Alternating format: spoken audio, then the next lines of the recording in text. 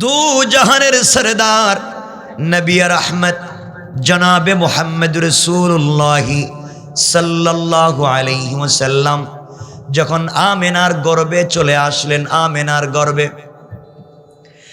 আমার নবীজি শুধুমাত্র কেবলমাত্র আমেনার গর্ভে এসেছেন।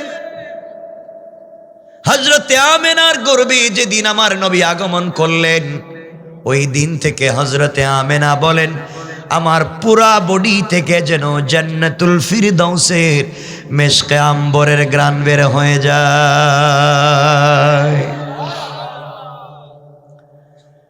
আব্দুল মুত্তালিব একদিন বাহিরে গেলেন, রাসূলের দাদা একদিন বাহিরে গিয়েছেন। শোনেন মানুষ কথা বলতেছে, আমেনার স্বামী আব্দুল্লাহ কিছুদিন হলো ইন্তেকাল করেছে। আরবের রেওয়াজ ছিল, প্রথা ছিল, কোন স্বামী মারা গেলে তার স্ত্রী কখনো পারফিউম ব্যবহার করতে পারবে না, সুগন্ধি ব্যবহার করতে পারবে না। মানুষ বলতে লেগেছে, আব্দুল মুত্তালিব তোমার ছেলের বউ আমেনা পারফিউম নিয়ে ঘর থেকে বের হয়, সুগন্ধি শরীরে লাগিয়ে ঘর থেকে বের হয়ে যায়, এটা তো আমাদের আদর্শের সঙ্গে মিলে না, আমাদের চরিত্রের সঙ্গে যায় না, এটা কেন করে? আব্দুল মুত্তালিব বাসায় আসলেন, নিজের স্ত্রীকে ডাক দিয়া বললেন, শোনো আমেনাকে ডাক দিয়ে আমার কাছে নিয়ে আসো। আমেনার কাছে আমি জানতে চাই আমার ছেলে মারা যাওয়ার পরে সে কোন শরীরে সুগন্ধি লাগিয়ে বাহিরে যায়।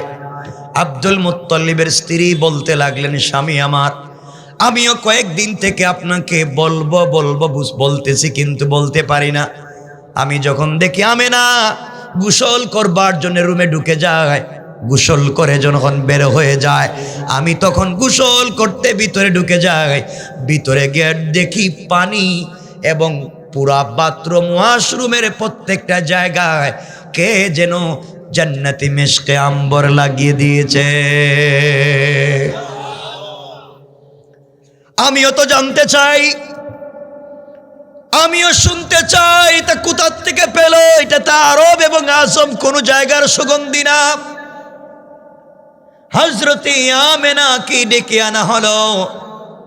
আমেনাকে কাছে বসিয়ে আব্দুল মুত্তালিব বললেন, বলো তো, বলো তোমার কাছ থেকে জানতে চাই তুমি সুগন্ধি কোথায় পেলে?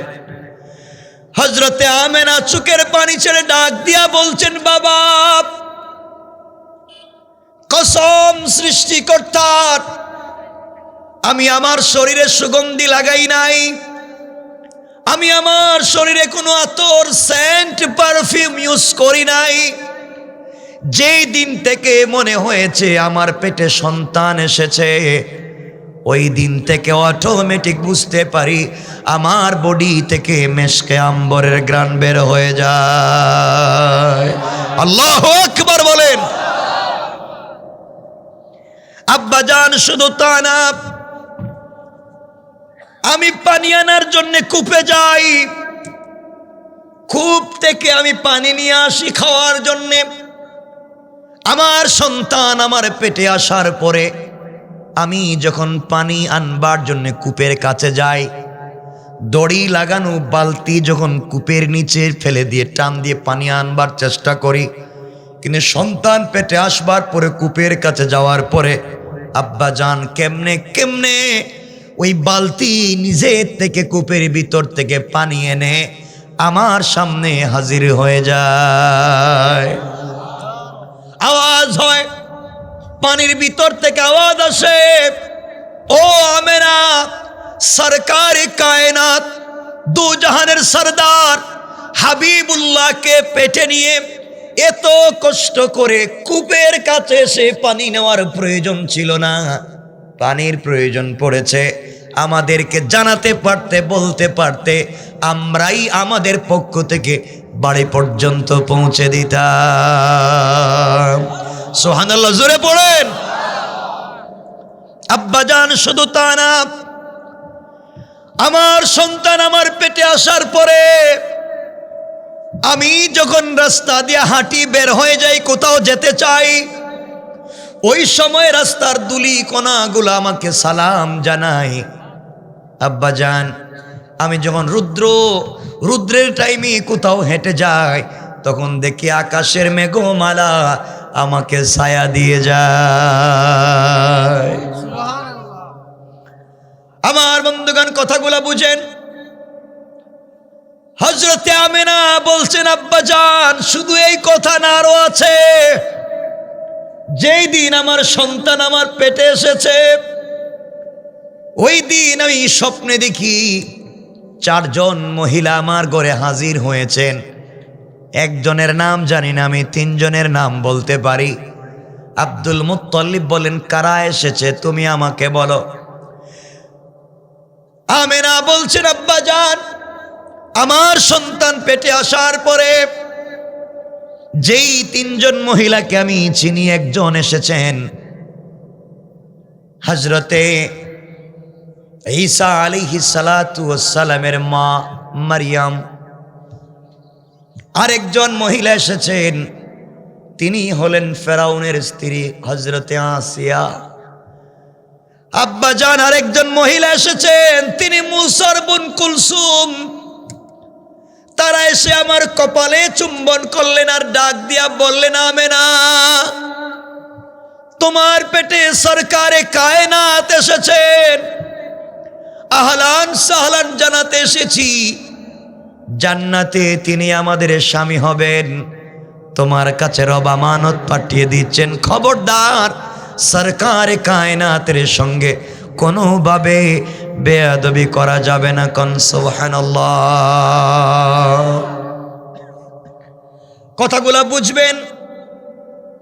এই রাসূলের বরকত কেমন ছিল। এক পর্যায়ে নবীজি যখন পৃথিবীতে আগমনের সময় হয়ে গেল, এই ঘটনাগুলা বললে আমরা 40 বছরে যেতে পারবো না, এই জন্যে সংক্ষেপ করে করে সামনের দিকে যাই। সরকারে কায়নাত যেদিন পৃথিবীর জমিনে আগমন করবেন, আমেনা বলতে লাগলেন, যেদিন বিশ্বনবী পৃথিবীর জমিনে আগমন করেছেন, দুনিয়ার মহিলাদের সন্তান জন্ম নিলে ব্যথা হয়, কষ্ট হয়, সন্তান নাপাক তাকে পরিষ্কার করতে হয়। কিন্তু যেই দিন আমার কলিজার টুকরা সন্তান পৃথিবীতে আগমন করেছে, সাধারণ দুনিয়ার নারীদের মতো আমার কষ্ট হয় নাই, আমার ব্যথা হয় নাই।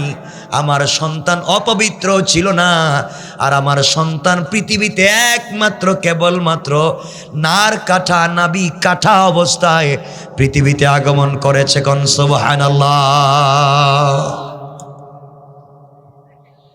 আমেনা বললেন, সন্তান পৃথিবীতে জন্ম নিয়া তাশাহুদের সূরতে বসে শাহাদাত আঙ্গুলি উপর দিকে যখন ইশারা করে দিয়েছে, কি যেন বলছে আমি জানি না, রব বুঝাতে চাইলেন, শোনো রে, গোটা দুনিয়া অন্ধকার ছিল, আমি আমার বন্ধুর জন্মের মাধ্যমে শাহাদাত আঙ্গুলি উপরে ইশারা করবার মাধ্যমে গোটা দুনিয়াকে তার রহমতের মাধ্যমে আলোকিত করে দিয়েছি। কোন সুবহানাল্লাহ।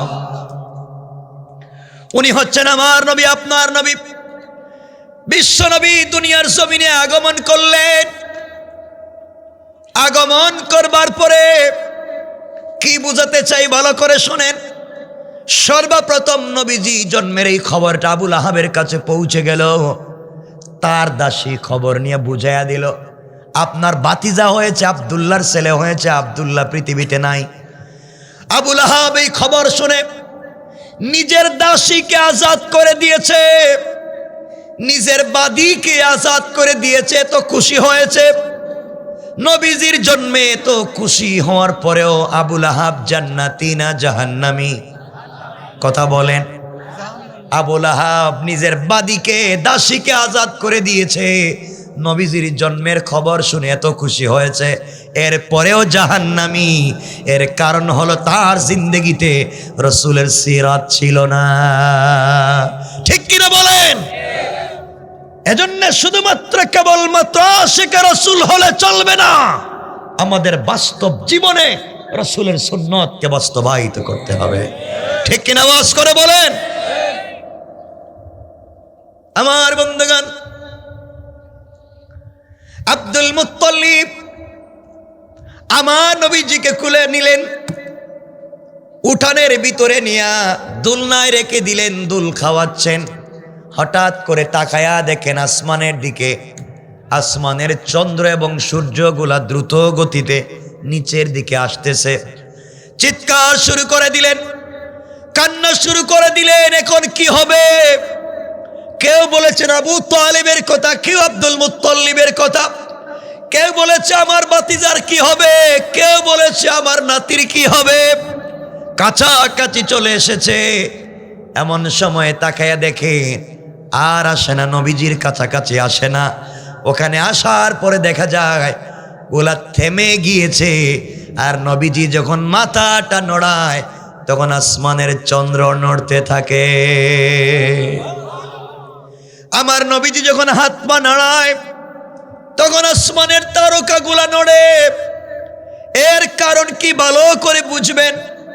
হযরতে আমেনা নবীজিকে কোলে নিয়ে একদিন কান্না করে বলছেন, আল্লাহ, আজ যদি আমার স্বামী বেঁচে থাকতেন, আমার স্বামী পৃথিবীতে বেঁচে থাকলে আমার সন্তানটাকে কোলে নিয়া,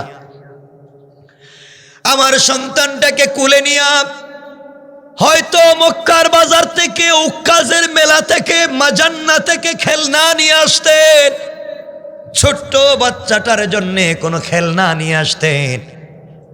আজ আমার সন্তানের পিতা নাই, এই জন্য কেউ কিছু নিয়ে আসে না। আল্লাহ বুঝাইয়া দিলেন, আমিনা রে, তোমার স্বামী মুহাম্মদের বাবা আব্দুল্লাহ পৃথিবীতে বেঁচে থাকলে নবীজির জন্য কি খেলনা নিয়ে আসতো।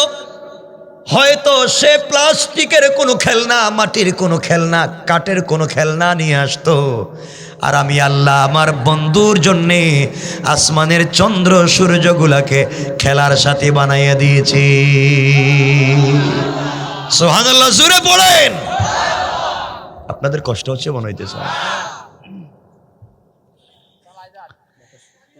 আমার বন্ধুগণ, একদিন হযরতে আমেনা কাঁদতেছেন আর ডাক দিয়া বলছেন আল্লাহ।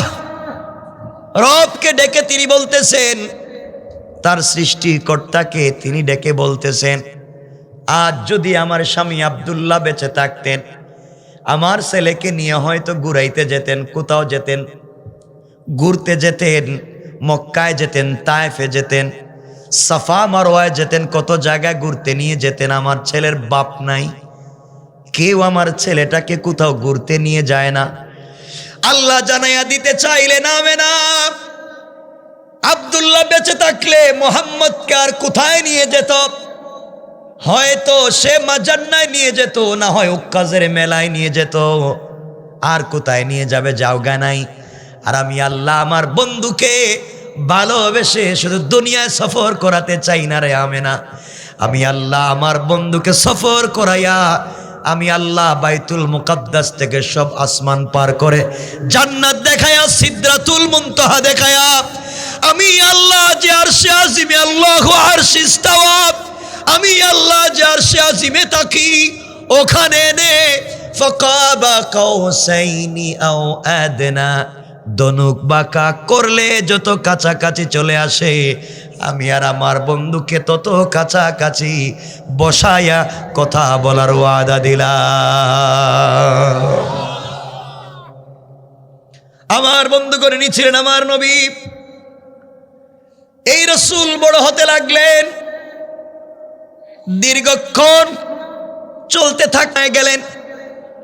আমরা যদি এই কথাগুলা বলি মূল আলোচনায় যেতে পারবো না। এই জন্যে ধরেন নবীজি বড় হয়ে গিয়েছেন, 40 বছর হয়ে গিয়েছে।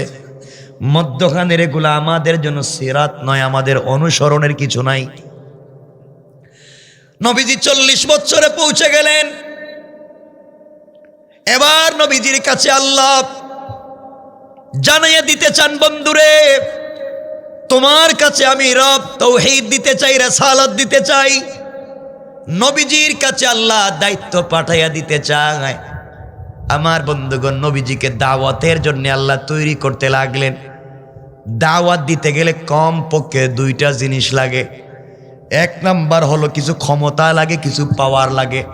ক্ষমতা ছাড়া সব জায়গায় দাওয়াত দেওয়া যাবে? বলেন। নবীজির তো ক্ষমতা নাই। 2 নাম্বার, দাওয়াত দিতে গেলে পয়সা লাগে। দূর দূরান্ত পর্যন্ত দাওয়াতে যেতে হলে টাকা খরচ হবে।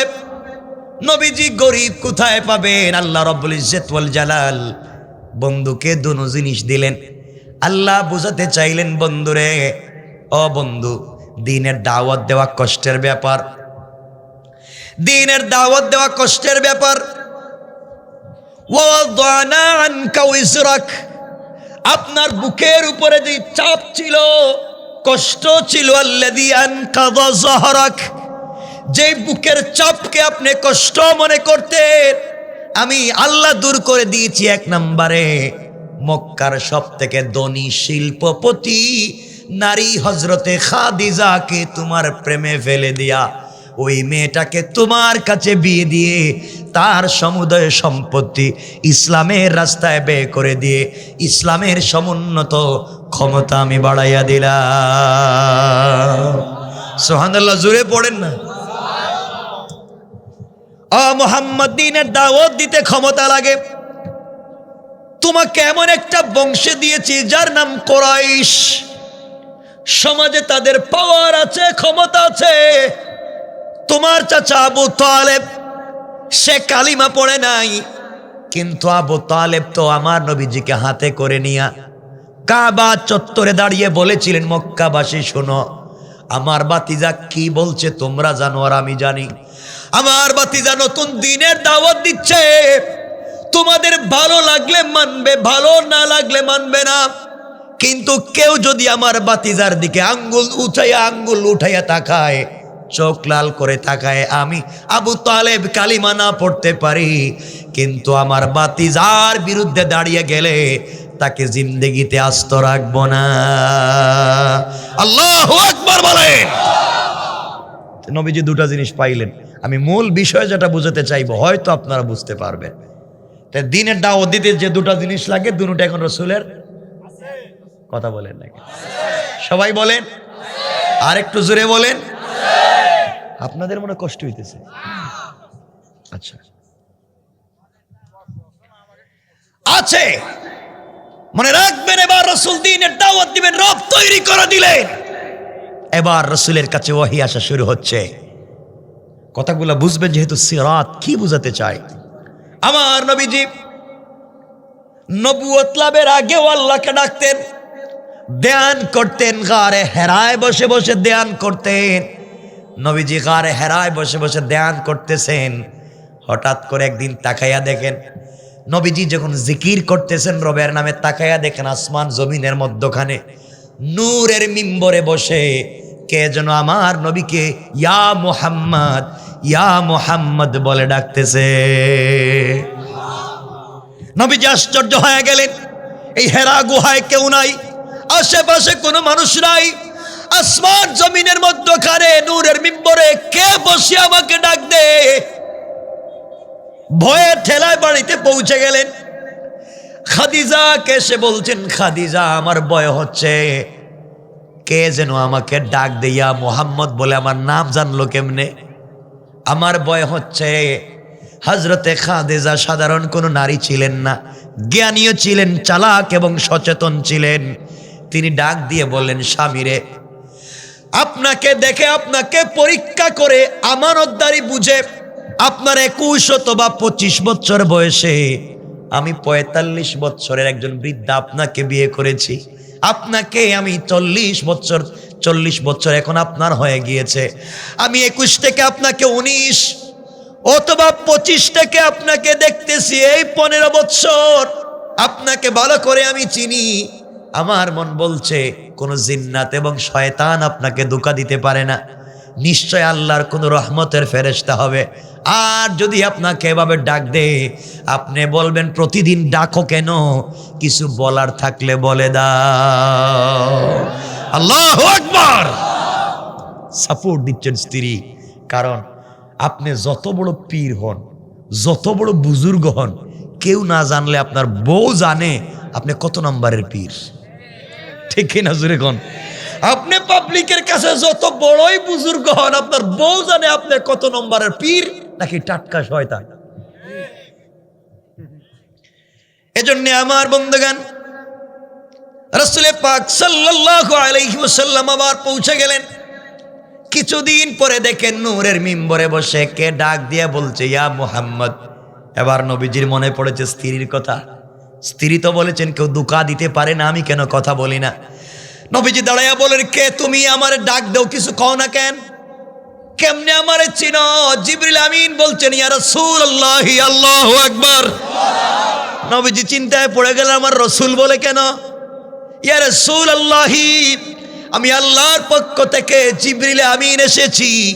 এই মুহূর্তে আল্লাহ আপনার কাছে কোরআন নাজিল করে আল্লাহর তাওহীদ এবং আপনাকে রিসালাত দিয়ে নবী এবং রাসূল হিসেবে স্বীকৃতি দিতে চায়। আল্লাহু আকবার। আপনাকে সমাজের দায়িত্ব নিতে হবে, গোটা দুনিয়ার মানুষের চরিত্রের পরিবর্তন করতে হবে, জাহালত দূর করে দিতে হবে, শয়তানি বদমাইশি হামলা সব দূর করে দিয়ে আল্লাহর জমিনে আল্লাহর দ্বীন কায়েমের দায়িত্ব নেওয়া লাগবে। ঠিক কিনা বলেন? সুতরাং যুবকদেরকে বলছি, শুনো, আল্লাহর জমিনে আল্লাহর দ্বীন কায়েম করতে গেলে হামলা আসবে, মামলা আসবে, অস্তিত্ব সংকটে আসবে, ভয় ভীতি আসবে, পিছনে চলে গেলে চলবে না। ঠিক কিনা বলেন? তোমাকে আমাকে দাঁড়িয়ে থাকতে হবে। আমার বন্ধুগণ, সামনে গেলে বুঝবেন কি বুঝাতে চাই। রাসূল পাক ইসলামের কাছে জিবরিল আমিন এসে বলছেন, ইয়া রাসূলুল্লাহ, আপনি পড়েন ইকরা। নবীজি বলেন, ওটা তো আমি পারি না। জিবরাইল বলছেন, বলেন না ইকরা। নবীজি বলছেন, আমি পারি না।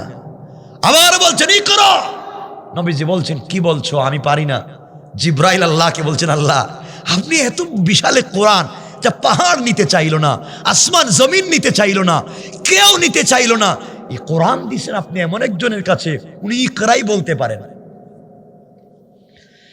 রব ডাক দিয়ে বলেছেন, জিবরাইল, যাকে আমার জমিনে প্রতিনিধি বানাতে চাই, যাকে আমার পরে সমাজের দায়িত্ব দিতে চাই, তাকে ভাবে আমি কষ্ট দিতে চাই না, কিতাবের মুখাপেক্ষী রাখতে চাই না।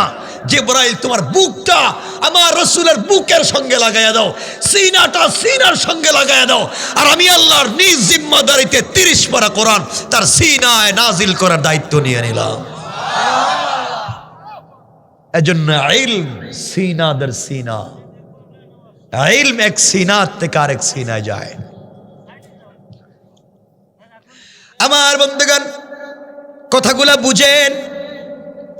এবার আমার নবীজি রিসালাত এবং নবুয়ত নিয়ে বাড়িতে ফিরলেন।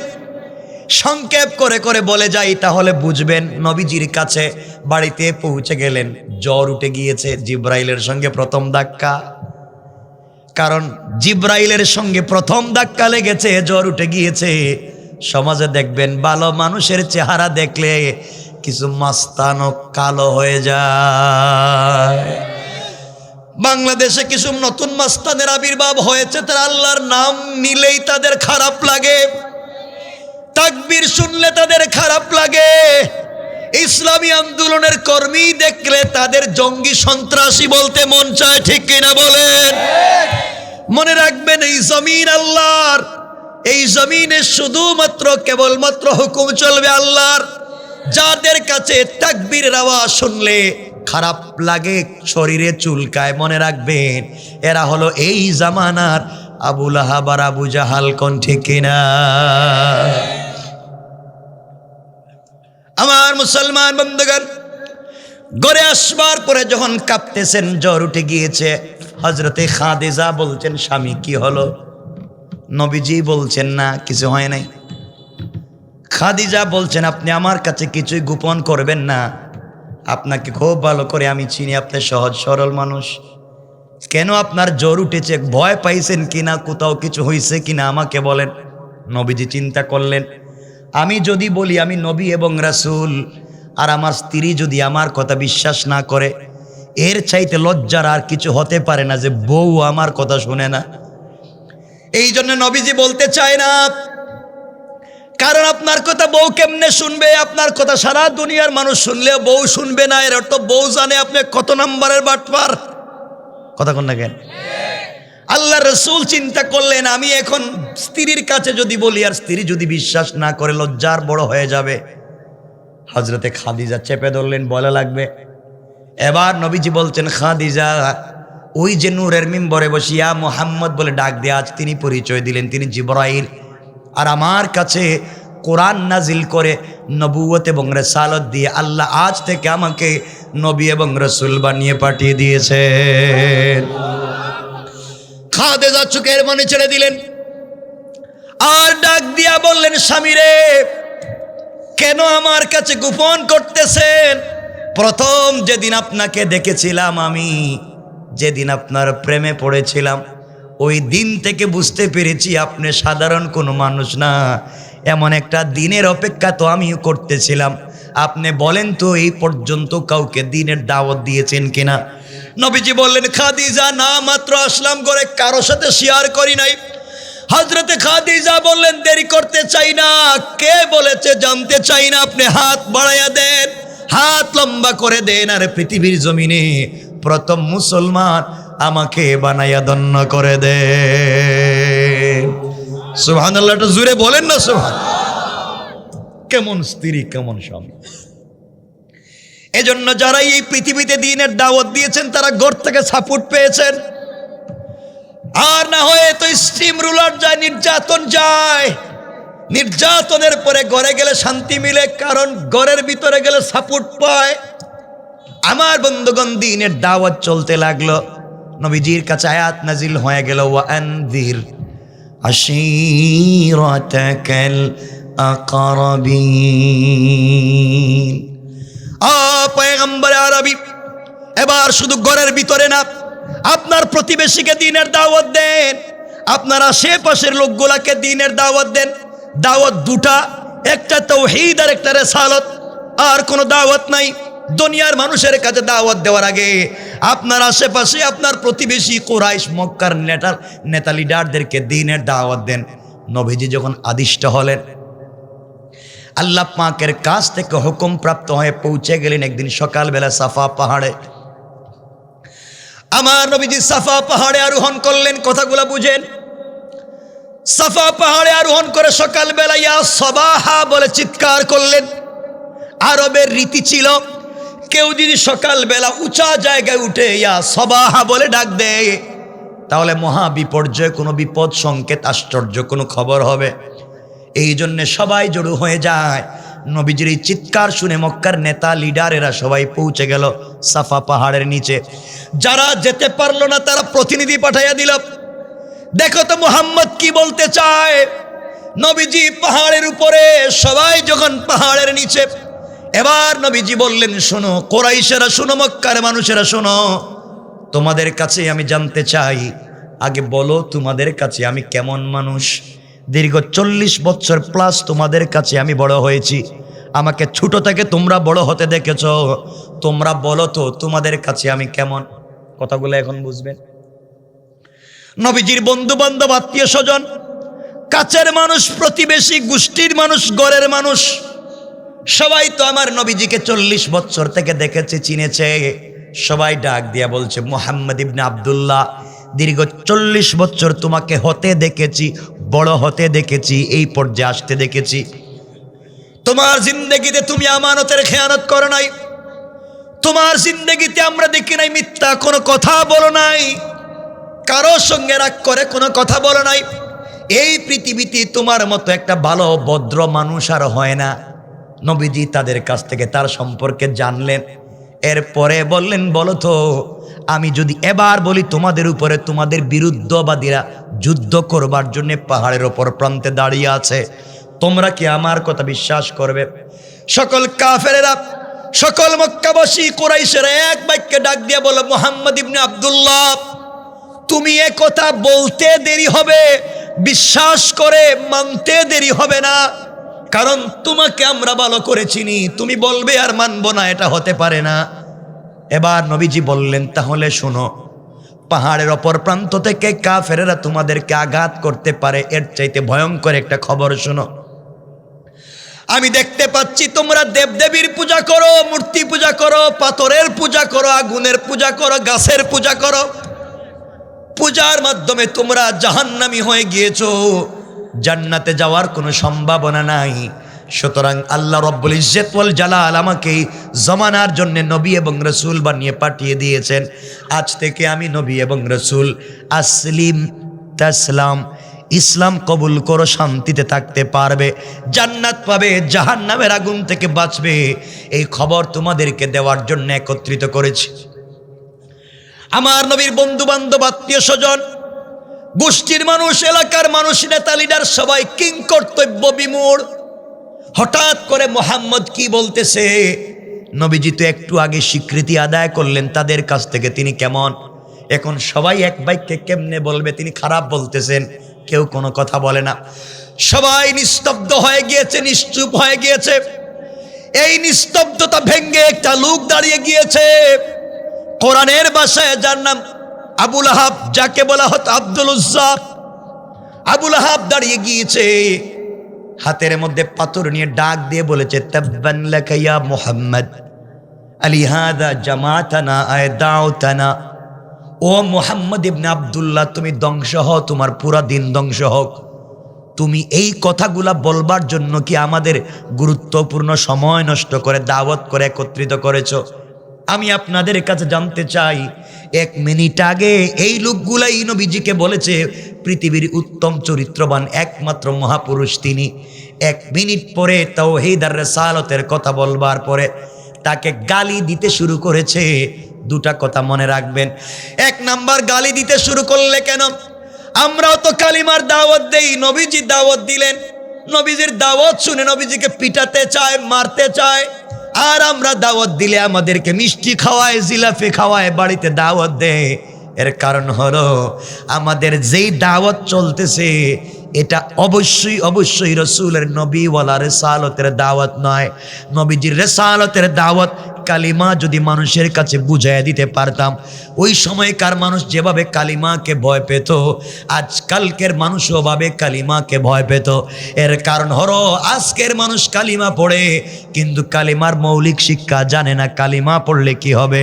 আর ওই সময়কার কাফেরেরা জানতো কালিমা পড়লে অস্তিত্ব থাকবে না। ঠিক কিনা বলেন? আজ ওই ধরনের ইস্পাত কঠিন কালিমাওয়ালা যারা সমাজে আছে তাদেরকে বিভিন্ন যন্ত্র ভয় পায়। হযরত রাসূল পাক তো আশ্চর্য হয়ে গেলেন। সবার আগে দাঁড়িয়েছে আবুল আহাব। আবুল আহাব নবীজির কি হয়? সবাই বলে আর কি? আর কি? 3 পরিচয়। 1 পরিচয় আবুল আহাব রাসূলের চাচা। আরেক পরিচয় আবুল আহাবের 2 ছেলে উতবা এবং উতাইবার কাছে রাসূল 2 মেয়ে বিয়ে দিয়েছিলেন, এই হিসাবে বিয়াই। আর আরেক পরিচয় হলো আবুল আহাব এবং রাসূল একসাথে বড় হয়েছেন, চাচা এবং ভাতিজা বাল্য বন্ধু ছিলেন, একসাথেই তারা বড় হয়েছে। একদিকে বন্ধুত্ব, অপরদিকে বিয়াই, অপরদিকে চাচা ভাতিজা। এই লোকটাই প্রথমে দাঁড়িয়েছে নবীজিকে মারবার জন্যে। সব থেকে বড় পরিচয় হলো আবুল আহাব নবীজির ঘরের মানুষ। কিছু বললেন না? ঘরের লোক না বাইরের লোক? মক্কার সমস্ত মানুষেরা কালিমার দাওয়াত শুনবার পরে কেউ প্রতিবাদ করে নাই। সর্বপ্রথম যেই প্রতিবাদ করেছে সে কিসের লোক? সবাই বলেন ঘরের লোক। সুতরাং আজও দ্বীনের দাওয়াত দিতে গেলে সমাজের সকল জায়গায় যত জায়গায় বাধাপ্রাপ্ত হওয়া যায়, বাহিরের লোক তত বাধা দেয় না। আমাদের মতো দাড়িওয়ালা, টুপিওয়ালা, পাঞ্জাবিওয়ালা ঘরের লোক ইসলামের সব থেকে বেশি দুশ্মনী করে যাচ্ছে। আমাদের দুশ্মন তো ঘরের লোক। বাহিরের লোকরে গালি দিয়া লাভ কি? আমার কথা কি বুঝতে পারতেছেন আপনারা? কথাগুলা বুঝবেন, এভাবে মৌলিক কথাগুলা বুঝবেন। আমার বন্ধুগণ, এবার নবীজি সাল্লাল্লাহু আলাইহি ওয়াসাল্লাম দ্বীনের দাওয়াত দিলেন। নির্যাতনের স্টিম রুলার চলে আসলো, নির্যাতন শুরু হয়ে গেল। এবার নবীজিকে আল্লাহ সাপোর্ট দিবেন কেমনে বুঝাতে চাই যে কথা। দ্বীনের দাওয়াত তো শক্ত বডিতে দেওয়া শুরু করেছো, এখন নির্যাতন আসবে, অবরোধ আসবে, প্রতিরোধ আসবে, তোমাকে প্রতিহত করা লাগবে। কেমনে ধৈর্য ধরা লাগবে জানার দরকার আছে নি? এই জায়গায় আয়াত নাজিল হতে লাগলো। আমার নবীজিকে আবু লাহাব গালি দিল, গালি দিয়ে বলছে, মুহাম্মদ তুমিও পাগল, তোমার আল্লাহ পাগল। নাউজুবিল্লাহ বলেন। নবীজি চোখের পানি ছেড়ে আল্লাহকে ডাক দিয়া বলেছেন, আল্লাহ তাআলা, আবু লাহাব আমাকে গালি দিয়েছে, আমার যায় আসে না। আমাকে পাগল বলেছে, আমার যায় আসে না। আমাকে মারবার হুমকি দিয়েছে, আমার যায় আসে না। কিন্তু আল্লাহ তোমাকে গালি দিয়েছে, আমার সহ্য হয় না।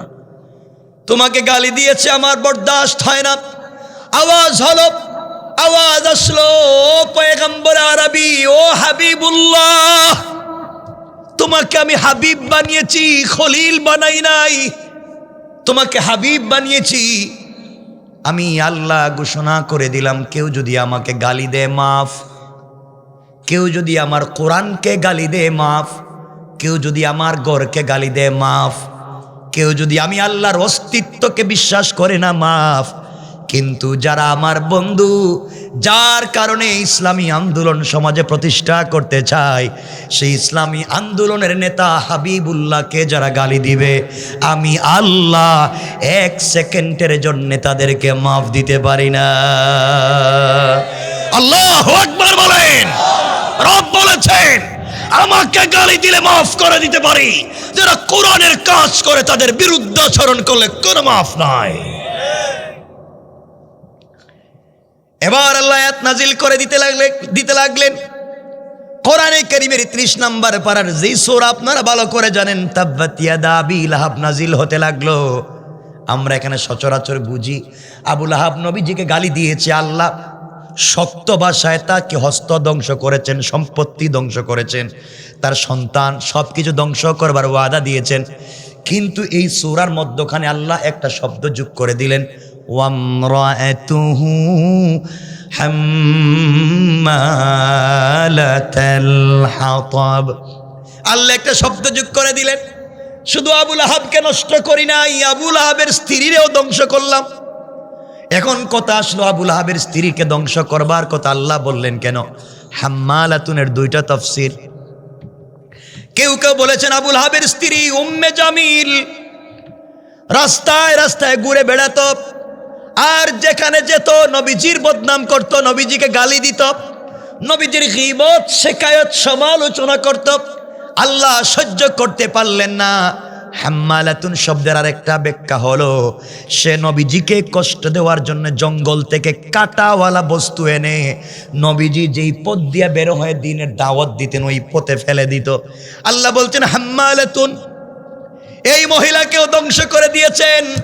সুতরাং চিন্তার কোনো কারণ নাই, ভয়ের কোনো কারণ নাই। লা তাহজান, যারা দ্বীনের কাজ করো, তোমাদেরকে আমাদেরকে যারা গালি দেয়, আমাদের পথে যারা বাধা দেয়, কেউ না থাকলেও আমাদের সঙ্গে আছেন কে? এবার যখন এই আয়াত নাজিল হয়ে গেল, কথাগুলা বুঝেন, এখানে অনেকগুলা কথা, আমরা সেদিকে যাব না। উম্মে জামিল হাতের মধ্যে পাথর নিয়েছে, কাঁধের মধ্যে পাথরের 2টা বস্তা নিয়েছে, নবীজিকে আঘাত করে মেরে ফেলার জন্য। বলেন না নাউজুবিল্লাহ। সিদ্দিকে আকবর, রসুলের কলিজার টুকরা প্রিয় বন্ধু সাহাবী আবু বকরকে সঙ্গে নিলেন। আমার নবী সঙ্গে নিয়ে কাবা চত্বরে গিয়া আবু বকর বসে পড়লেন। নবীজি আবু বকরের রানের উপরে মাথা রেখে শুয়ে পড়লেন। এবার নবীজি কোরআন থেকে তিলাওয়াত করে যায়। আবু বকর তেলাওয়াত গুলা শুনতেছেন আর নবীজির চেহারা মুবারকের দিকে তাকায় আছেন। আবু বকর সিদ্ধান্তে উপনীত হলেন, একবার আসমানের সূর্যের দিকে তাকায় আর একবার নবীজির চেহারা মুবারকের দিকে তাকায়। এই সিদ্ধান্তে তিনি পৌঁছে গেলেন, আসমানের সূর্য গভীর রাত্রের আসমানের চন্দ্র, পূর্ণিমার চাঁদ আর তারকার চাইতে আমার নবীর চেহারার লাবণ্যতা আল্লাহ আরো বেশি দিয়েছেন। কোন সুবহানাল্লাহ। নবীজি কোরআন তিলাওয়াত করেন, হযরত আবু বকর নিজের কান দিয়া শোনেন, 2টা চোখ দিয়া নবীজিকে দেখেন। এমন সময় আবু বকর তাকাইয়া দেখেন একজন মহিলা হাতের মধ্যে পাথর নিয়ে আসতেছে নবীজিকে মেরে ফেলবার জন্যে। আবু বকর বলছেন, ইয়া রাসূলুল্লাহ, ইয়া হাবিবাল্লাহ, একজন মহিলা যদি আপনাকে আঘাত করে তার চাইতে লজ্জার কিছু হতে পারে না। মেয়ে মানুষ কি আপনাকে মারতে পারে? আপনি কি করবেন? প্রতিবাদ করবেন কিনা? আমার নবী মুচকি হাসে আবু বকরকে ডাক দিয়া বলছেন, আবু বকর, চিন্তার কোনো কারণ নাই। রব বলে দিয়েছেন আমি কোরআনের কাজ করি, কোরআনের মেহনত করি। যারা আমাকে গালি দিতে আসবে, যারা আমাকে মারতে আসবে, আমি যেন আল্লাহর কোরআন থেকে তেলাওয়াত করি। আল্লাহ পাক জানিয়ে দিয়েছেন এই কোরআন তেলাওয়াতের বরকতে আল্লাহ কাফের থেকে বাঁচাইয়া দিবে। আল্লাহু আকবার। আজ কোরআন পড়তে পারি না, কোরআনকে কাছে রাখতে পারি না। আরে কোরআন তো একটা অ্যাটম বম, কোরআন একটা জিনিস। আস্তে আস্তে করে উম্মে জামিল কাছে চলে আসলো। আবু বকর তাকায়া দেখেন নবীজির চাচি এবং বিআইন। ডাক দিয়া বলছেন, ইয়া রাসূলুল্লাহ, আপনার চাচি এবং বিআইন এসেছে আপনাকে মারবার জন্যে। আপনি বলেন না আমি আজকে তাকে জিন্দেগি উঠাইয়া দিই জমিন থেকে। নবীজি বললেন, আবু বকর চিন্তা করো না, আমি ভয় পাই না। আল্লাহ আমাকে বলেছেন আমার কাজ করো, আমি তোমার সাথে আছি, আমার কোরআন থেকে তেলাওয়াত করো, কিছু হবে না। ও আবু বকর চিন্তা করো না। এবার নবীজি কোরআন থেকে তেলাওয়াত করতেছেন। আবু বকর নিজের কানে আমার নবীজির তেলাওয়াত শুনেন। নবীজি আবু বকরের রানের উপরে মাথা রেখে শুয়ে আছেন। উম্মে জামিল দৌড়াইয়া সরাসরি সোজাসুজি নবীজির সামনে দাঁড়িয়ে গেল। নবীজি সাল্লাল্লাহু আলাইহি ওয়াসাল্লামের সামনে দাঁড়াইয়া আবু বকরকে ডাক দিয়া বলছে, আবু বকর, গোটা মক্কা খুঁজলাম, তোমার বন্ধুকে পেলাম না, এখানে একা একা বসে আছো, বলো না তোমার বন্ধু কোথায়? আল্লাহু আকবার বললেন না? আরেকটু জোরে বলেন না, আল্লাহু আকবার। আবু বকর আশ্চর্য, আমার রাসূল আমার রানের উপরে মাথা রেখে শুয়ে আছেন, আমি দুইটা চোখ দিয়ে দেখি, তেলাওয়াত আমি শুনি। উম্মে জামিল নবীজির সামনে দাঁড়াইয়া নবীজিকে দেখে না, ব্যাপার কি? হেফাজত করতেছেন কে? আবু বকর বললেন, তোমার বাতিজা, তোমার বিয়াই, তুমি মারতে আসছো, তুমি খুঁজে দেখো কোথায় আস। আমার বন্ধুগণ, উম্মে জামিল খুঁজতে লাগলো, পুরা কাবা চত্বর খুঁজে পেল না। আবার নবীজির সামনে দাঁড়াইয়া আবু বকরকে বলছে, আবু বকর, তোমার বন্ধুকে খুঁজলাম, কোথাও পেলাম না, তাকে জানাইয়া দিও মক্কার কোথাও পেলে আমি তাকে আস্ত রাখবো না। আবু বকর মনে মনে ভাবতেছে, আহারে তোর সামনে তুই নিজেই দেখোস না, আবার নবীজিকে মারবে। গালি গালি করে হুমকি দিয়ে চলে গিয়েছে। আবু বকর আমার নবীকে জড়াইয়া চোখের পানি ছেড়ে ডাক দিয়া বলছেন, ইয়া রাসূলুল্লাহ, আপনি বলেন না কেমনে কেমনে আপনাকে উম্মে জামিল দেখলো না, আমাকে দেখলো? এবার নবীজি মুচকি হাসি দিয়া কপালে চুম্বন করে বলছেন, আবু বকর, আল্লাহ বলে দিয়েছেন, বন্ধু আমার, কোন কাফের, কোন বেঈমান যখন আপনাকে আঘাত করবার জন্য আসবে, ওই সময় আমি আল্লাহর কোরআন থেকে তেলাওয়াত করবেন।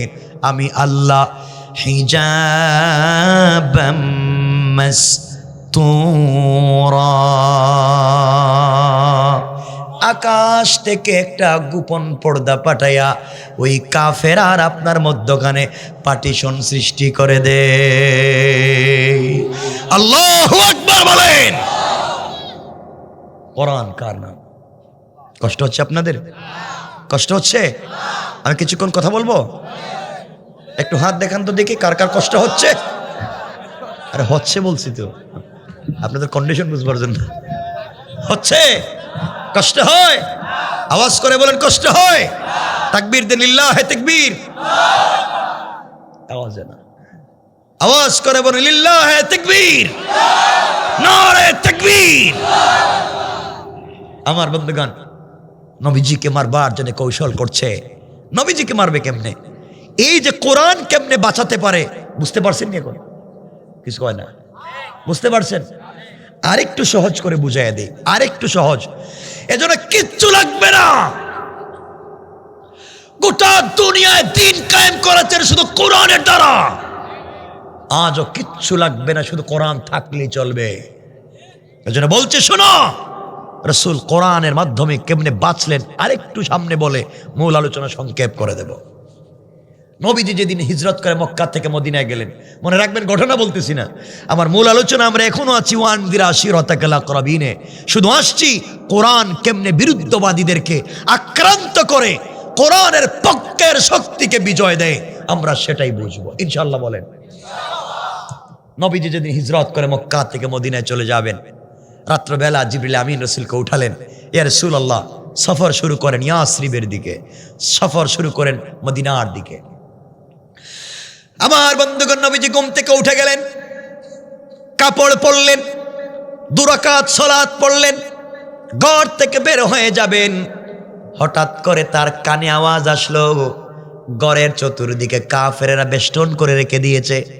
ঘরের চতুর্দিকে কাফের নেজা নিয়ে, বল্লম নিয়ে, তীর নিয়ে দাঁড়িয়ে আছে, যে কোনো সময় নবীজিকে আঘাত করবে, নবীজিকে মেরে ফেলবে। এবার আমার নবী আল্লাহকে ডাক দিয়া বলছেন, আল্লাহ তাআলা আপনি আমাকে বের হয়ে মদিনায় যাইতে বলেছেন, ঘর থেকে বের হতে আমাকে বলেছেন, অথচ আমার ঘরের চতুর্দিকে কাফেরেরা দাঁড়িয়ে আছে, ঘর থেকে বের হলে আমাকে মেরে ফেলবে। আল্লাহ কেমনে বললেন আমি ঘর থেকে বের হব? আল্লাহ জানাইয়া দিলেন, বন্ধুরে তুমি আমার হুকুম পালন করে কোরআন সঙ্গে নিয়ে বের হওয়ার দায়িত্ব তোমার, আর হেফাজতের জিম্মাদার স্বয়ং আমি আল্লাহ। এবার নবীজি তৈরি হয় দরজার কাছে গেলেন, দরজার কাছে গিয়ে আল্লাহকে ডাক দিয়া বলছেন, আল্লাহ আমি তো বের হয়ে চলে যেতে চাই তোমার উপরে ভরসা করে, ওয়ালাকিন লিয়াতমাইন্না কলবি, কিন্তু অন্তরে প্রশান্তি পাচ্ছি না, কোনো প্রটেক্ট ছাড়া, কোনো উপকরণ ছাড়া আমি কেন ঘর থেকে বের হব? আল্লাহ বলেন, বন্ধু তুমি কি কোনো উপকরণ চাও? আয় আল্লাহ অবশ্যই, কেন চাইবো না। আল্লাহ বলেন, বন্ধু এক কাজ করো, কিছু কঙ্কর হাতে নাও, বালি হাতে নাও, পাথর হাতে নাও, এক মুষ্টি কঙ্কর অথবা বালি অথবা পাথর হাতে নিয়ে আমার কোরআন থেকে তিলাওয়াত করে ওই বালি কঙ্কর অথবা পাথরগুলা দরজা খুলে কাফেরদের উপরে নিক্ষেপ করো। এর মাধ্যমে ওরা চোখে দেখবে না, তুমি সরাসরি মদিনায় পৌঁছে যাবে।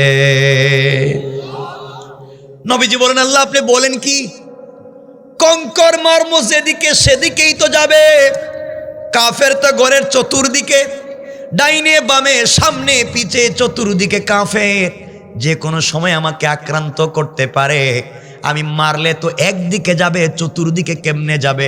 আল্লাহ বলেন, বন্ধুরে কোরআন থেকে তেলাওয়াত করে কঙ্করগুলা নিক্ষেপ করার দায়িত্ব সামনের দিকে তোমার, আর চতুর্দিকের কাফেরদের চুকে চুকে পৌঁছে দেওয়ার জিম্মাদার আমি আল্লাহ। আল্লাহু আকবার। আল্লাহ বুঝাতে চান, তোমার সর্বস্ব দিয়ে চেষ্টা করো, কিন্তু চেষ্টা করলে পিছনে মারতে পারবে না। তোমার দায়িত্ব হচ্ছে চেষ্টা করা, আর মনজিলে মকসুদ পর্যন্ত পৌঁছে দেওয়ার জিম্মাদার আমি আল্লাহ। এবার নবীজি দরজা খুললেন, কঙ্কর হাতে নিলেন, সামনের দিকে নিক্ষেপ করলেন, চতুর্দিকের কাফেরদের চুকে পড়ে গেল। কাফেরেরা আমার নবীজিকে দেখলো না। নবীজি পৌঁছে গেলেন মদিনায়। একদিন আল্লাহ সুযোগ বুঝে আমার নবীজিকে ডাক দিয়ে বলছেন, বন্ধু এবার বলো না ওই দিন কেমনে বেঁচে গেলা? কেউ তোমাকে মারলো না, কেমনে বাঁচলা? তুমি তো শুধু সামনের দিকে পাথর মারলা, পিছনে ডাইনে বামের কাফেররা তোমাকে মারলো না, দেখলো না, ব্যাপার কি? নবীজি বলছেন, আল্লাহ তাআলা আমি জানি না, আপনি বলেন। এবার আমার আল্লাহ বলতে লাগলেন, বন্ধুরে আপনি কোরআনের জন্য কষ্ট করতেছেন, কোরআনের হুকুম কায়েম করবার আন্দোলন করতেছেন, আপনাকে বাঁচাবার দায়িত্ব আমার। আপনি যখন আমার কোরআন থেকে তেলাওয়াত করে ঘর থেকে বের হয়েছেন, আমার উপরে ভরসা করেছেন, বন্ধু আপনি জানেন না কেমনে বাঁচাইয়া দিলাম আমি। আল্লাহ রাব্বুল ইজ্জত ওয়াল জালাল বললেন, ওয়ামা রামাইতা ইযা রামাইতা ওয়ালাকিন্নাল্লাহ রামা। আল্লাহ রাব্বুল ইজ্জত ওয়াল জালাল জানায়া দিলেন, বন্ধুরে তুমি যখন পাথরগুলো নিক্ষেপ করতে গিয়েছো আমার উপরে ভরসা করে কোরআন সঙ্গে নিয়া, তুমি মনে করেছো এটা তোমার হাত। না না, তোমার হাত থাকে নাই, ওটা আমি আল্লাহর কুদরতের হাত হয়ে গিয়েছে। আর আমি আল্লাহ আমার হাত দিয়া কাফেরদের চুকে চুকে পৌঁছে দিয়েছে। কোন সুবহানাল্লাহ, আল্লাহু আকবার বলেন। বাঁচাইয়া দিয়েছেন কে? আরো জোরে আওয়াজ করে বলেন কে? আল্লাহ আছেন। বলেন আছেন? আজও আমাদেরকে বাঁচাইয়া দিবেন। শর্ত একটাই, একটাই শর্ত। রাসূলে পাককে আল্লাহ বলেছেন, মা তাকুমুর রাসূলু ফাখুযুহু ওয়া মা নাহাকুম আনহু ফান্তাহু। আমার রাসূল যা নিয়ে এসেছেন তা তোমরা আঁকড়ে ধরো, রাসূল যা ছাড়তে বলেছেন তা চিরতরে ছেড়ে দাও। কথা বুঝতে পেরেছেন? আমার বন্ধুগণ, নবীজি দ্বীনের দাওয়াত দিচ্ছেন মক্কায়। টাকা আছে না নাই? কিছু কয় না কেন? টাকা পাইলেন কোথায়? হ্যাঁ, আল্লাহ বলছেন ওয়াদানা আনকা উইসরাক, আপনার বুকের মধ্যে বোঝা ছিল, বোঝা, 3টা বোঝা। একটা বোঝা হচ্ছে কোরআন মুখস্থ করার বোঝা, এটা হালকা করে দিয়েছি চাপ দিয়া। আরেকটা বোঝা ছিল দ্বীনের দাওয়াত দিতে টাকা লাগবে, খাদিজাকে বিয়ে করাইয়া সব সম্পত্তি আনাইয়া দ্বীনের রাস্তা বিয়ে করাইয়া দিছি, বোঝা হালকা করেছি। আল্লাযী আনকাদা যহরাক, যে বোঝার জন্য তুমি কষ্ট পেতে। আরেকটা বোঝা ছিল দ্বীনের দাওয়াত দিতে পাওয়ার লাগে। আমি আবু তালেবের দিলকে তো নরম করে দিয়েছি তোমার প্রতি, ইসলাম কবুল করে নাই, কিন্তু কাবা চত্বরে ঘোষণা করেছে আমার বাতিজাকে আঘাত করলে পাল্টা আঘাত বড় নির্মম হবে। ঠিক কিনা বলেন? রাসূলুল্লাহ এবার দাওয়াত দেন। এবার নবীজি দাওয়াত দিচ্ছেন। কার মাইন্ড কখন আল্লাহ চেঞ্জ করে দেন। নবীজি দাওয়াত দিচ্ছেন, দিতে দিতে দিতে দিতে এখন অনেকগুলো দাওয়াত হচ্ছে। এই দাওয়াতগুলো পৃথিবীর জমিনে প্রথম লিল্লাহে তাকবীর, নারায়ে তাকবীরের মিছিল হয়েছিল কোথায় জানেননি? কোথায়? মক্কায়, কাবা চত্বরে নারায়ে তাকবীরের ধ্বনি মিছিল হয়েছিল। এই মিছিলের নেতৃত্বে ছিলেন হযরতে ওমর। সুবহানাল্লাহ বললেন না? ওমর তো এসেছিলেন রাসূলকে মেরে ফেলবার জন্য, আমরা সেদিকে যাচ্ছি না। এবার নবীজি দ্বীনের দাওয়াত দিচ্ছেন, দিতে দিতে এমন একটা বছর চলে আসলো, নবীজির চাচা মারা গেলেন। কে মারা গেলেন? বলেন না। দুঃখের বছর, ইয়াউমুল হাযান, রাসূলের দুঃখের বছর আছে, নবীজির চাচা নাই। এবার দ্বীনের দাওয়াত বাহিরে দিতে গেলে ক্ষমতার পরিবারের নাই। এর কিছুদিন এই বছরের ভিতরেই মা খাদিজাতুল কুবরা ইন্তেকাল করলেন। নবীজি চিন্তা করলেন, আজকে আমার চাচাও নাই, দ্বীনের দাওয়াত নিয়ে বাহিরে গেলে কেউ আমাকে আঘাত করতে পারতো না। এখন বাহিরে কেমনে যাই?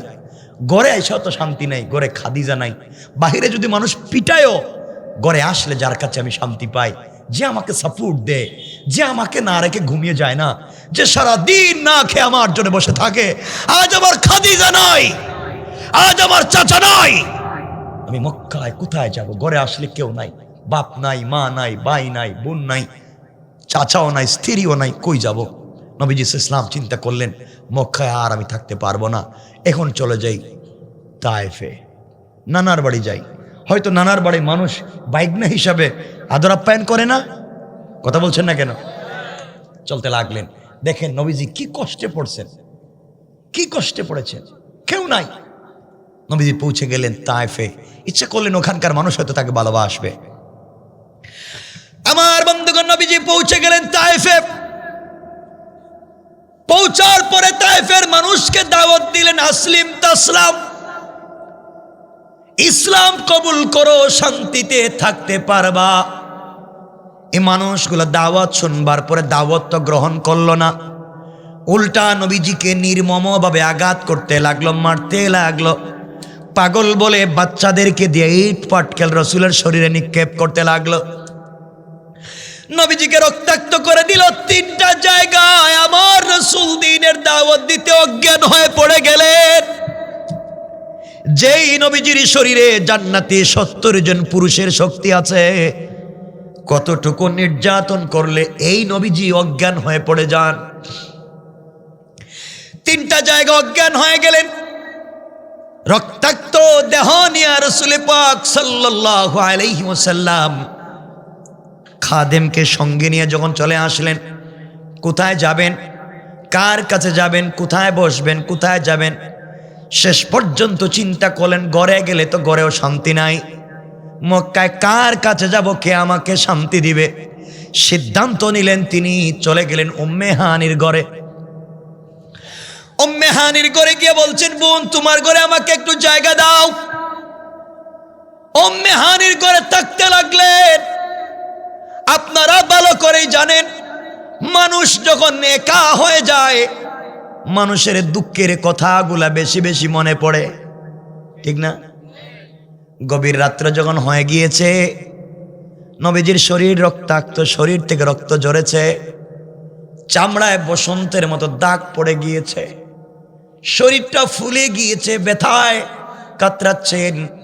দীর্ঘ কয়েকদিন পরে যখন গভীর রাত্রে উম্মে হানির ঘরে শুয়ে আছেন, মনে পড়েছে, আহারে আজকে আমার খাদিজা নাই, খাদিজা থাকলে আমার আজকে এত কষ্ট হতো না। আজ আমার চাচা নাই, চাচা থাকলে কারো ক্ষমতা নাই আমাকে আঘাত করবার। আজ আমার একটা ভাই নাই, ভাই থাকলে আমাকে কেউ এত আঘাত করতে পারতো না। আমার বোনও নাই, আমার মাও নাই, আমার বাবাও নাই, কেউ নাই। এইভাবেই যখন কাঁদতেছেন, মনে পড়ে গিয়েছে রব বলেছেন ওয়ারাফা'না লাকা যিকরাক, বন্ধু আমি কি তোমাকে সম্মান বাড়াই নাই? আল্লাহর কাছে বলতে লাগলেন, আল্লাহ আপনি বললেন আমার সম্মান বাড়িয়ে দিয়েছেন, খাদিজার সম্পত্তির মাধ্যমে দ্বীনের দাওয়াতে শক্তি জুগিয়েছেন টাকা দিয়া, চাচার মাধ্যমে বাহিরের শক্তি জুগিয়ে দিয়েছেন, আজ কেউ নাই, আজ কেউ নাইতে আমার সম্মান কোথায় দিলেন? মানুষ আমাকে পিটায়, মানুষ আমাকে মারে, রক্তাক্ত করে, অজ্ঞান করে ফেলে দেয়, এত নির্যাতনের পরে আমার সম্মান কোথায়?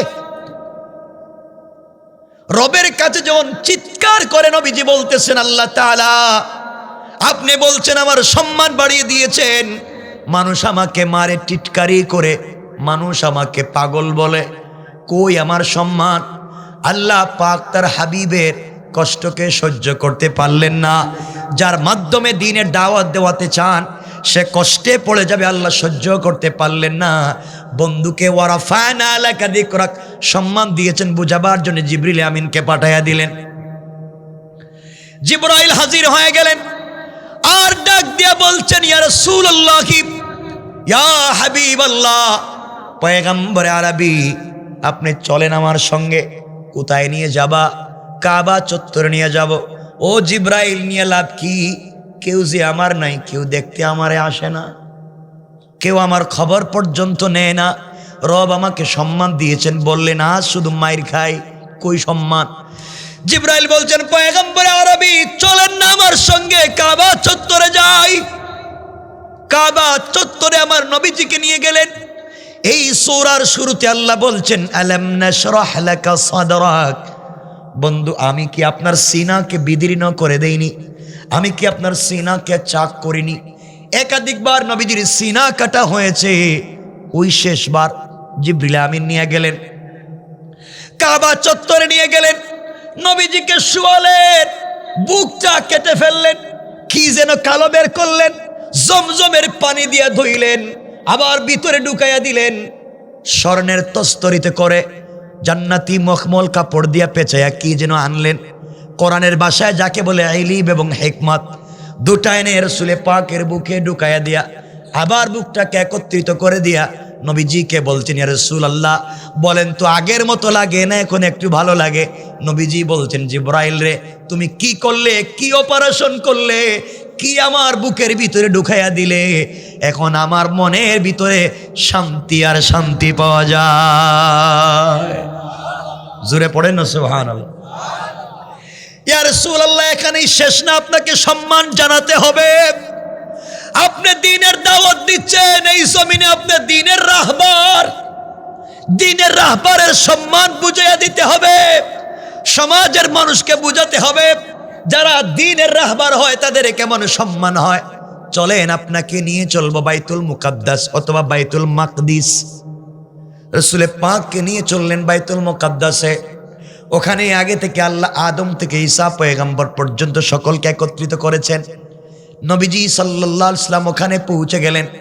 যাওয়ার পরে কেউ 2 রাকাত নামাজ পড়াবে, কেউ বলেছেন বাবা আদম সফিউল্লাহ আপনি 2 রাকাত সালাত পড়ান, কেউ বলেছেন ইব্রাহিম খলিলুল্লাহ আপনি 2 রাকাত সালাত পড়ান, কেউ বলছেন মুসা কালিমুল্লাহ আপনি 2 রাকাত সালাত পড়ান, কেউ বলছেন ঈসা রূহুল্লাহ আপনি 2 রাকাত সালাত পড়ান। আল্লাহ জিবরাইলকে জানায়া দিয়েছেন, জিবরাইল রে রহমতের ফেরেশতাদেরকে পাঠালাম, সকল নবীদেরকে একত্রিত করলাম। আমি আমার বন্ধুকে বলেছি ওয়ারাফানা লাকা যিকরাক, আমি কি সবার উপরে আপনার সম্মান দেইনি? নবীজি বুঝতেছেন না, আমার বন্ধুকে সম্মান বুঝাইয়া দিতে হবে। সুতরাং এই মুহূর্তে আদম থেকে ঈসা নবী পর্যন্ত সকলেই হবে মুসল্লি, আর একমাত্র ইমাম হবেন আমার নবী মুহাম্মদুর রাসূলুল্লাহ। আল্লাহু আকবার বলেন। আপনাদের মনে কষ্ট হচ্ছে? রাত্র 12টা হয়ে গেছে, 12টার পরে তো লম্বা করবো না। কষ্ট হচ্ছে না?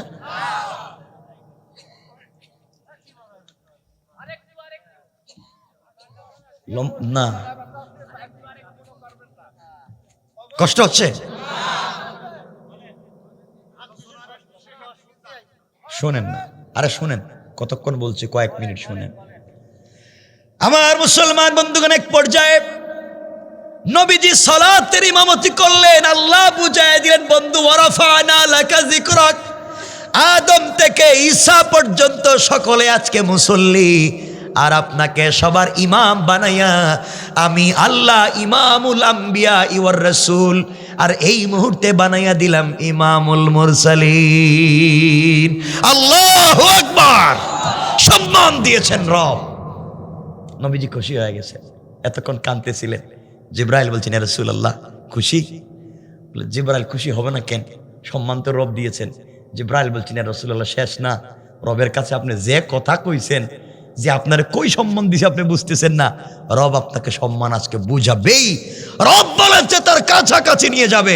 কারণ বন্ধু যখন কষ্ট পায় তখন বন্ধুর উচিত হচ্ছে বন্ধুর বাড়িতে গিয়ে বন্ধুকে সান্ত্বনা দেওয়া, ঠিক কিনা কোন? এটাই হচ্ছে অরিজিনাল বন্ধুর কাজ। নবীজির বাপ নাই, নবীজির মা নাই, নবীজির চাচা নাই, নবীজির স্ত্রী নাই, একজনের কেউ নাই, এমন একজনের সঙ্গে যদি সত্যিকার অর্থে রব বন্ধুত্ব করে থাকেন, উচিত হচ্ছে তাকে কাছে নিয়ে সান্ত্বনা দেওয়া, ঠিক কিনা বলেন? এই জন্য তো রব সম্পর্ক করেছেন আমার রাসূলের সাথে। ওই কথাটা বুঝাবো শেষে, কিসের সম্পর্ক। এবার জিবরিল আমিন আমার নবীজিকে বুঝাচ্ছেন আর বলছেন ওয়ারাফানা লাকা যিকরাক, আপনার সম্মান কত উপরে আজকে বুঝবেন। এবার নবীজিকে নিয়ে চললেন জিবরিল আমিন আসমানের দিকে, ঊর্ধ্ব গগনের দিকে পৌঁছে গেলেন। প্রথম আসমানের দরজায় যাওয়ার পরে জিবরাইল সালাম দিয়ে বলছেন কে আছো জান? আসমানের প্রহরী দরজা খুলে দাও। তারিখে ইবনে জারির তাবারিতে লিখে, এমন সময় আসমানের প্রহরীরা ডাক দিয়ে বলছে আপনি কে? জিবরাইল বলছে না না জিবরাইল, আমি জিবরাইল, তোমরা দরজা খুলে দাও, আমি ভিতরে ঢুকবো।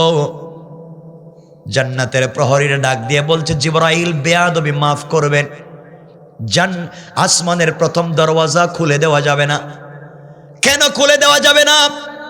আল্লাহ পাক রব্বুল ইজ্জত ওয়াল জালাল যেই দিন প্রথম আসমান তৈরি করেছেন, ওই দিন থেকে নিয়ে আজ পর্যন্ত আরশে মুআল্লা পর্যন্ত লাল গালিচা বিছে একটা রাস্তা করেছেন। রাস্তার দুই পাশে কাঁচা ফুল ছিটিয়ে দিয়েছেন।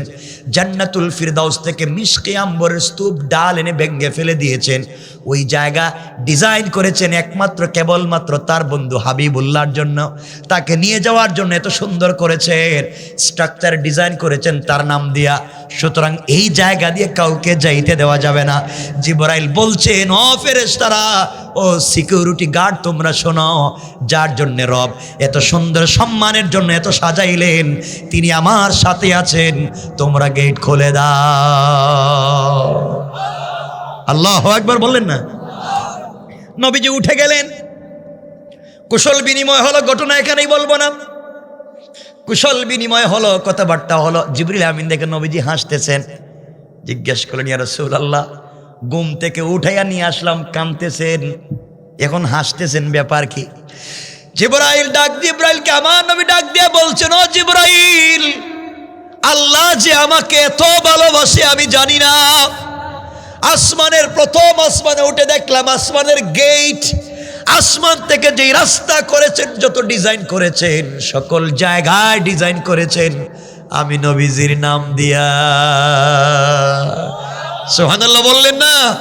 কারণ যে যাকে ভালোবাসে তার নাম বেশি লিখতে মন চায়, ঠিক কিনা বলেন?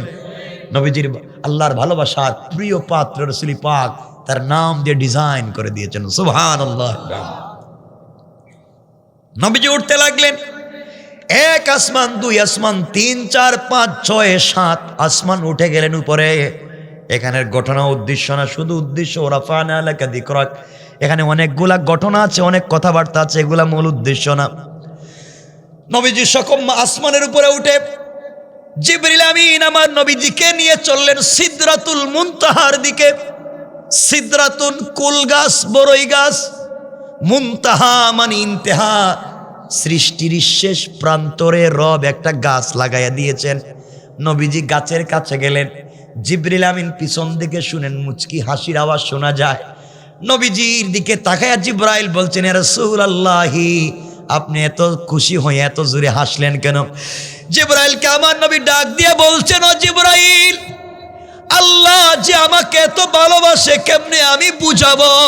দেখো না বড়ই গাছ, কুল গাছের পাতার দিকে তাকায়া, প্রত্যেকটা পাতার এক পার্শ্বে আল্লাহর নাম, অপর পার্শ্বে আমি রাসূলের নাম। একটু আসতে বলেন সুবহানাল্লাহ, জোরে বলেন না। ওয়ারাফা'না লাকা যিকরাক। বন্ধু, কই তোমার সম্মান নিয়ে এসেছি? সম্মান দিতে দিয়ে রাসূলের সম্মান বলেছেন, বন্ধু পৃথিবীতে যত জায়গায় আজান হবে, যেখানে আজানে আমার নাম ওখানে তোমার নাম। সুবহানাল্লাহ বললেন না? নামাজে যেখানে আমার নাম ওখানে তোমার নাম। সুবহানাল্লাহ। ওয়ারাফা'না লাকা যিকরাক। সম্মান আর কি চাও? বড়ই গাছ, এই সিদরাতুল মুনতাহা যে বড়ই গাছ, এক একটা বড়ই মটকার মতো বড়, 70 মণ ওজনের, আর এক একটা পাতা হাতির কানের চাইতেও বড়। একটু আসতে বলেন সুবহানাল্লাহ। আমার বন্ধুগণ, নবীজি দেখলেন, ঘুরলেন, খুব খুশি। সিদরাতুল মুনতাহা দেখলেন, এত ডিজাইন করা, স্ট্রাকচার এত সুন্দর, সব যেন নিজের নাম দিয়ে সাজাইছেন রব। আস্তে আস্তে জিবরিল আমিন কাছে এসে বলছেন, এখানে তারিখি 4-5টা রেওয়ায়েত আছে। আবারও বলছি, তারিখি 4-5টা রেওয়ায়েত আছে। কেউ কোনোটাকে গ্রহণযোগ্য, কেউ কোনোটাকে অগ্রহণযোগ্য। আমরা একটা রেওয়ায়েত নিব, একটা কথা বলবো, লম্বার দিকে যাব না। নবীজি সাল্লাল্লাহু আলাইহি ওয়াসাল্লাম এবার জিবরিল আমিন নবীজিকে বলছেন, ইয়া রাসূলুল্লাহ, আমি এখানে থেকে গেলাম, আমি আর যেতে পারবো না। আমার দেখেন তো পাসপোর্ট আছে, পাসপোর্টে ভিসা আছে, ভিসার মেয়াদ আছে, সব আছে, কিন্তু আমার রোড পারমিট নাই। আমি যে রোডে যাব, এই রোডের পারমিট আল্লাহ আমারে দেন নাই। আপনি এখানে থাকেন, আমি চললাম। এখন আপনাকে দাওয়াত দিয়ে এখানে যিনি নিয়ে এসেছেন, আপনাকে সম্মানের কথা বলেছেন, আপনাকে ওখান থেকে তার দায়িত্বে তিনি নিবেন। এত আসতে বললেন কেন সুবহানাল্লাহ? জিবরাইল চলে গেছেন, নবীজি একা একা দাঁড়িয়ে আছেন। আগেই বলেছিলাম, মানুষ একা হলে দুঃখের কথা মনে হয় নাকি? কথা বলেন না কেন? অনেক কথা রাসূলের মনে পড়ছে। আরে আজকে আমার কত সম্মান, আরশে আজিম, সিদরাতুল মুনতাহা এসেছি, কত সম্মান। নবীজি ইসলাম খাদিজার কথা মনে পড়ছে। আজকে যদি খাদিজা থাকতো, আমি বলতাম আমার কত সম্মান। আর যদি আমার বাপ থাকতেন, তার ছেলের কত সম্মান। আল্লাহু আকবার। কারণ ছেলে যদি সম্মানী হয়, বাপের কলিজাটা বড় হয়ে যায়। আজ আমার বাপ নাই, মা নাই, কেউ নাই। রাসূল কষ্ট পাচ্ছেন, অপেক্ষা করতেছেন, চলে যাবেন আরশে মুআল্লা, আরশে আজিমে। এমন সময় চোখ পড়েছে পায়ের দিকে। তারিখে ইবনে জারির তাবারিতে লিখে, চোখ পড়েছে রাসূলের পায়ের দিকে। রাসূল তাকায়া দেখেন পায়ের মধ্যে ওই পুরাতন ছেঁড়া জুতাই। সুবহানাল্লাহ বললেন না? নবীজির মনে পড়েছে, আরে এই জুতা নিয়ে আরশে আজিমে যাব। মনে পড়েছে মুসা কালিমুল্লাহর কথা। মুসা কালিমুল্লাহ তুর পাহাড়ে আল্লাহর সঙ্গে দেখা করতে যাবেন। রব বলে দিয়েছেন, মুসা তুমি আমার সঙ্গে তুর পাহাড়ে দেখা করতে আসতে পারবে, জুতা নিয়ে আসতে পারবে না। ফাখালানা আলাইকা ইন্নাকা বিল ওয়াদিল মুকাত্তামা। ও মুসা, এটা পবিত্র পাহাড়, পবিত্র উপত্যকা, এখানে জুতা নিয়ে আসা যায় না। নবীজি চিন্তা করলেন, জমিনে তুরে সায়নায়, তুর পাহাড়ে মুসাকে জুতা নিয়ে উঠতে আল্লাহ দেন নাই, খুলতে বললেন। আর আমি জুতা নিয়ে আরশে আজিমে যাব। ইতিহাসে পাওয়া যায় তারিখ ঐতিহাসিক তত্ত্ব মতে পাওয়া যায়, নবীজি সাল্লাল্লাহু আলাইহি ওয়াসাল্লাম জুতা খুলে দিতে চাইলেন, আওয়াজ হলো, আওয়াজ হলো, আওয়াজ আসলো, হাবিবুল্লাহ জুতা খুলবার কোনো প্রয়োজন নাই, আপনার জুতা মুবারকের দাম আছে, এটা আপনার পা মুবারক লেগেছে। পয়গম্বরে আরবি, আপনার পায়ের দাম তো আমার সকল জান্নাতের চাইতো বেশি।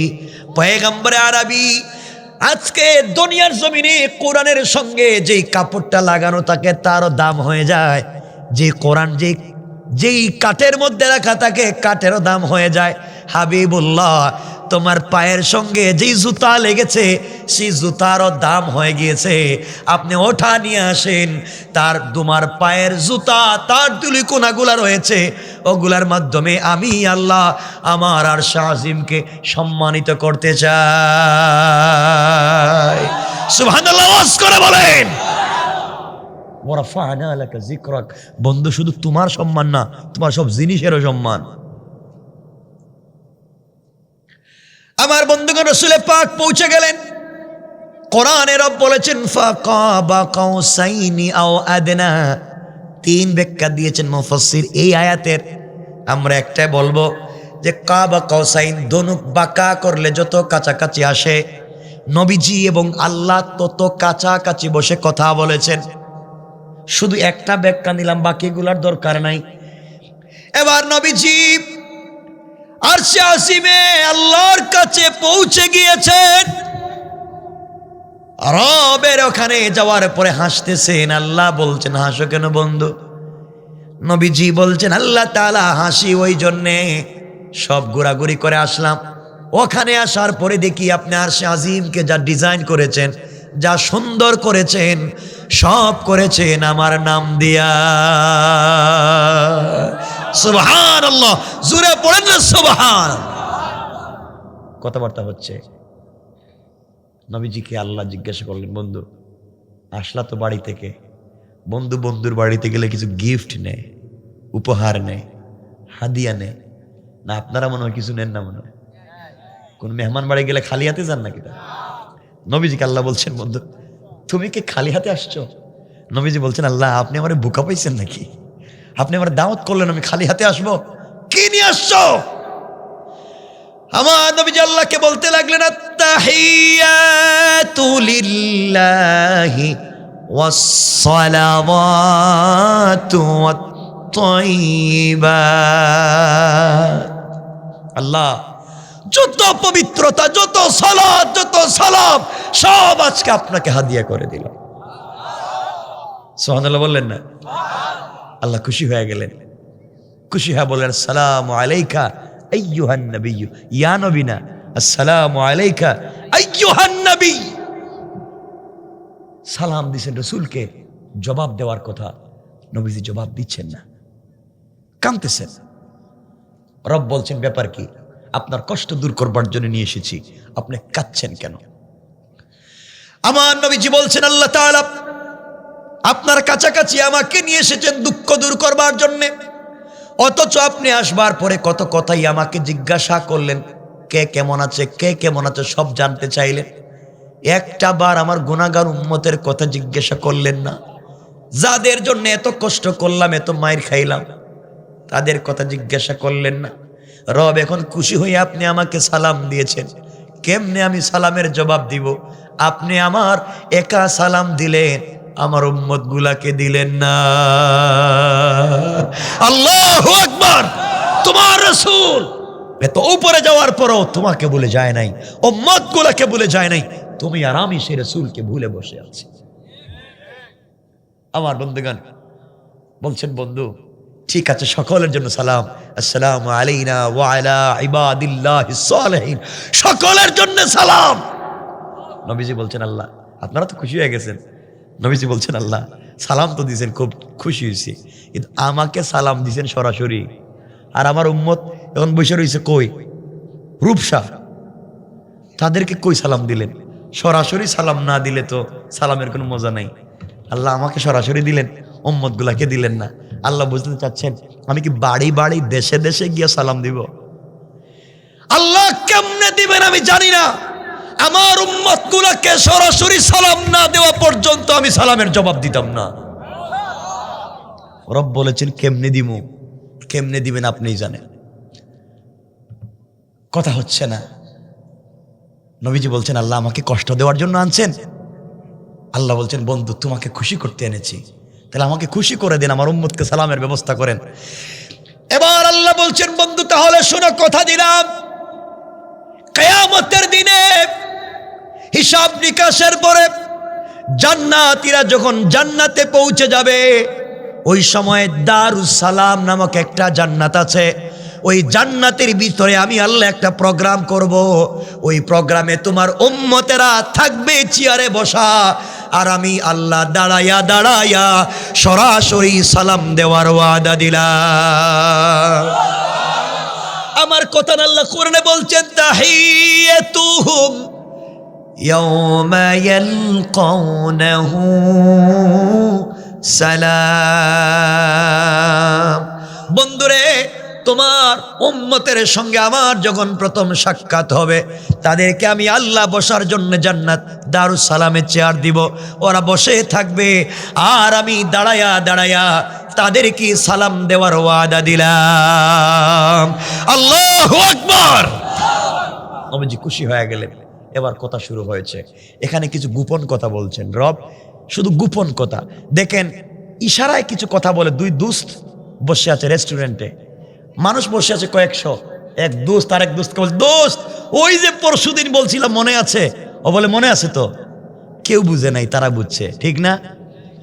রব এখানে তার বন্ধুর সঙ্গে ইশারায় কথা বলেছেন, দোস্ত এই যে বলছি কাফ হা ইয়া আইন সাদ তাসিন মিম ইয়াসিন আলিফ লাম মিম আলিফ লাম রা, এগুলো রব বুঝেছে, আর রবের বান্দা আমার রাসূল বুঝেছেন। আল্লাহু আকবার বলেন। সাংকেতিক চিহ্নে কথা বলেছেন। কথা চলতে আছে, কথা চলতে আছে, তাদের কথা চলতে আছে। এভাবে চলতে থাকুক। এখন গেছেন, মা হারাইছেন, বাপ হারাইছেন, বউ হারাইছেন, চাচা হারাইছেন, সবাইকে হারাইয়া কষ্ট করে গেছেন, রবের সঙ্গে কথা বলতেছেন। তিনি কথা বলতে থাকেন। ওরা ফাআনা লাকা যিকরাক, সম্মানটা কত দূরে আল্লাহ নিয়ে গিয়েছেন বুঝাতে চান। যারাই দ্বীনের কাজ করে, যারা ইসলামের কাজ করে, যারা কোরআন সুন্নাহর কাজ করে, আমি রব তাদেরকে সম্মান দিতে পারি। সুতরাং এখন রবের সঙ্গে রাসূলের কথা হচ্ছে ওখানেই। কোথায় একটু বলেন না? আমরা কই? রূপসা। আমরা রূপসাই থাকি, রাসূল ওখানেই থাকুক। রাত্র 12টার উপরে আর কথা বলা যাবে না, আর আজকে লম্বা করা যাবে না। কথা এখানে রেখে দিতে চাই। 12টার উপরে হয়ে গেছে। হয় হয়, এটা আমিও বুঝছি, এটা আমিও বুঝছি। কিন্তু ফজরের নামাজ যে মানুষ পড়বে না এই জায়গায়। ঠিক আছে, দোয়া থাকলো সকলের জন্য। কথা এখানে রেখে দিলাম। এতক্ষণ আলোচনা করে যা বুঝাতে চাইলাম, দ্বীনের পথে যদি চলেন স্টিম রোলার নির্যাতন আসবে, আমরা যদি শক্ত থাকতে পারি রব দিন শেষে সম্মানিত করে দিবেন ইনশাআল্লাহ। বলেন না ইনশাআল্লাহ? আল্লাহ আমাদের সবাইকে কবুল করুক।